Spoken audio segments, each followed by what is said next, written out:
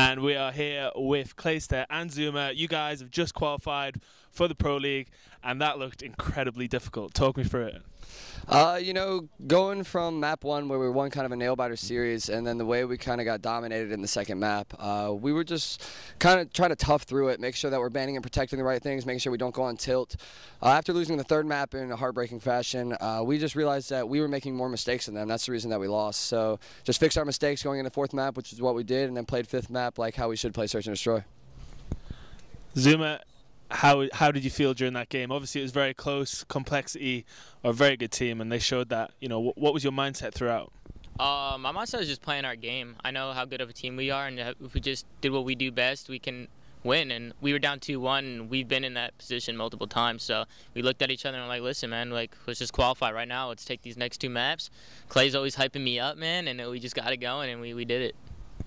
In the first hard point, it was you guys had a huge lead, and then you started to lose it. What were you saying to the guys when you started to lose the lead? Nothing. You don't acknowledge it. We know it's going to happen. We were like that in AW too. Even if we get out to 249-0 lead, they're going to come back and make it close. So we know we just got to keep playing, keep our rotations fresh, keep our rotations smart, make sure we're getting those crucial gunfights on rotation. And you know, every team, like if we're able to go up 100 points, then they're going to be able to come back 100 points easy. So just keep being disciplined. Don't let it get to you. Don't let the comeback get to you. Just keep playing your game, and that's what we did.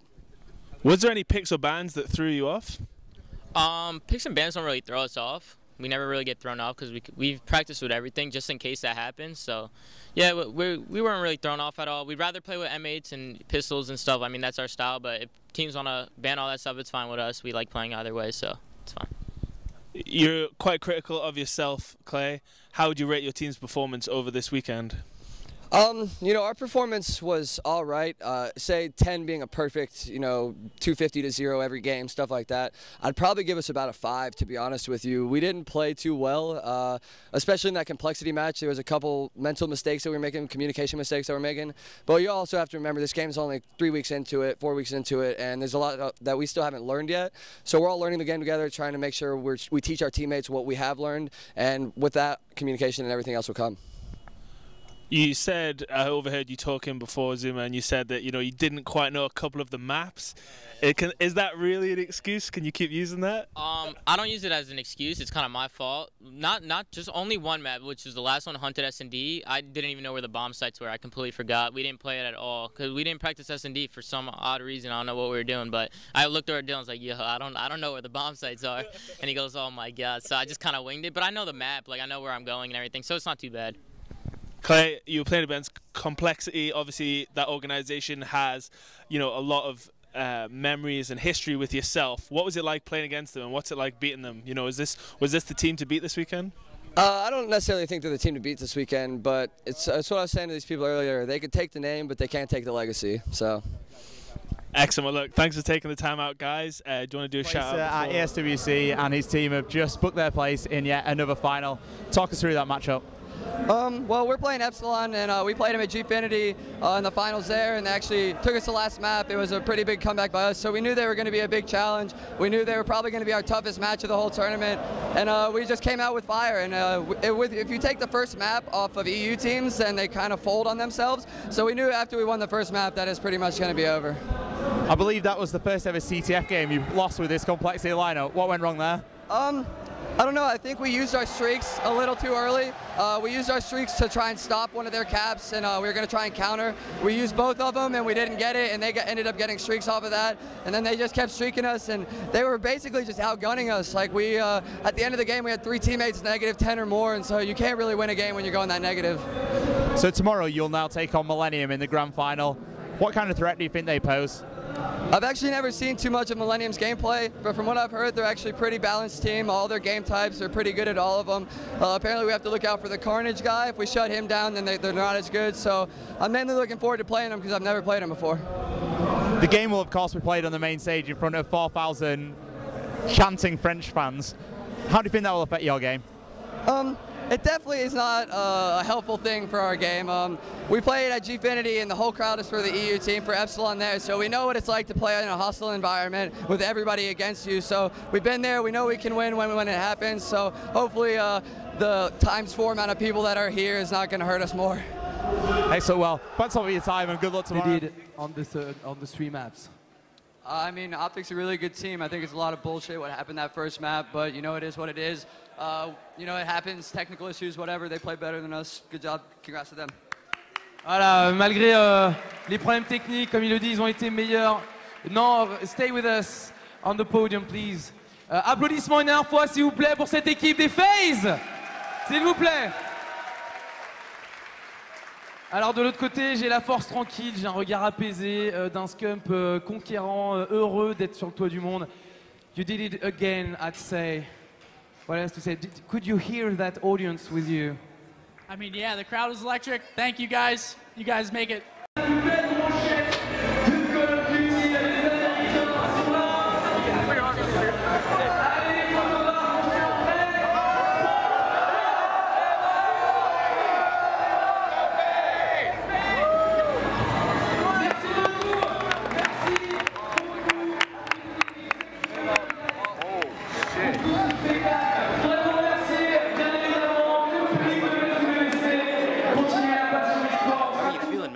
I'm feeling really, really good today.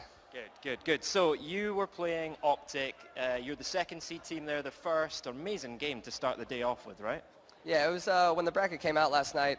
You know, it's like, oh wow, we play Optic first round, but our performance kind of showed that our worries were not needed. You know. Totally. It looked for a while like you were going to 3-0 them. Didn't quite go that way, but you must be feeling confident about that result. Oh yeah, I'm definitely feeling really confident. You know, I have a lot of respect for OG, the players, the organization, the fans. I love Optic. You know, I was on it for almost a full year. It just finally feels good to beat the team that dropped me. And what made the difference in the game? You know, what was the big standout moments for you? Well, Attach played out of his mind. I've been trying to get in his head and tell him that he's our Scumpy. You know, he needs to be playing the Scumpy Slayer role, and he really showed it in that hard point and in that search and destroy, and he performed how we know he can perform, and we won the game. 44 kills from Attach in that hard point. That is incredible. That's the kind of performance you need out of your teammates, right? Yeah, 100%. You know, as a BAL player, I can get those kind of kills, but they're not in the hill kills. You need a sub to be able to pop 2-3 pieces in the hill to hold the hill control, and Attach and Replays were doing that the entire time. And we know that Optic always brings the fans out. We've got fans in the auditorium today. Are you aware of that? Are you aware of the cheering and the shouting and the chanting that's going on outside of the booth? Yeah, you can hear almost a dull roar, and I got sniped by one of the Optic players after I got a 2-piece, and you heard the crowd, you know, kind of rise up, and you definitely hear everybody talking out there, but we have a pretty big fan section ourselves out here today, and so it's nice to hear when we have a nice play, hearing some roars out there. I was just about to say, any words for the Wolfpack? You know, I just love all the supporters, the Clay fam, Denial supporters, Wolfpack, all that stuff. Thank you guys for supporting us, and I hope you guys continue supporting us the rest of the tournament. All right, mate. Good luck for the rest of the tournament. Thanks for joining us. I'm going to hand you back up to your casting. It was an intense finals. To come out here, there wasn't two of the best teams in the world. Envy and Optic weren't here, so it really meant a lot to us to win, because with the other best competition in the world not here, it kind of falls to us to at least come out ahead on this event. And it was like an NA versus EU final, and I do believe, you know, there was a bit of rivalry going on.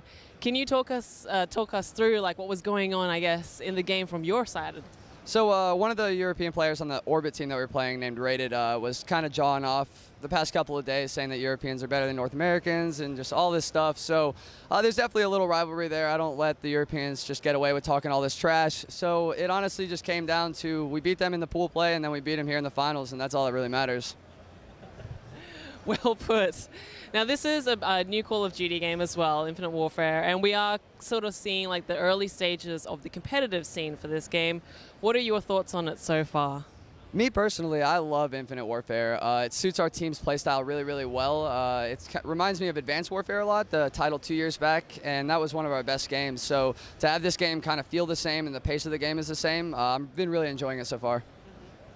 And would you say, coming out of this tournament as well, do you feel like the NA competition has been stronger in this game, or what's the general vibe? So there's definitely, the Europeans have caught up in terms of talent, in terms of dedication and motivation. You know, they can all play Call of Duty full time now, not go to school and work jobs. The North Americans have had that luxury for quite a while now, so they definitely have caught up talent-wise and motivation-wise.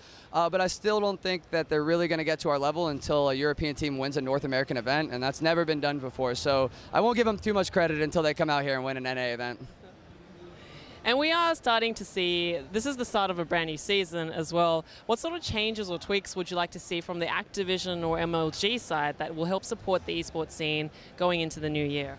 The only thing that I can really think of is more tournaments. Last year we kind of had a rough year. It was them Activision getting the foundation set for tournaments and stuff, and we didn't have that many. We went from the year before where we had 16 to the last year where we had 6 tournaments. So this year the only thing I really think they need to do is just have a ton of more tournaments.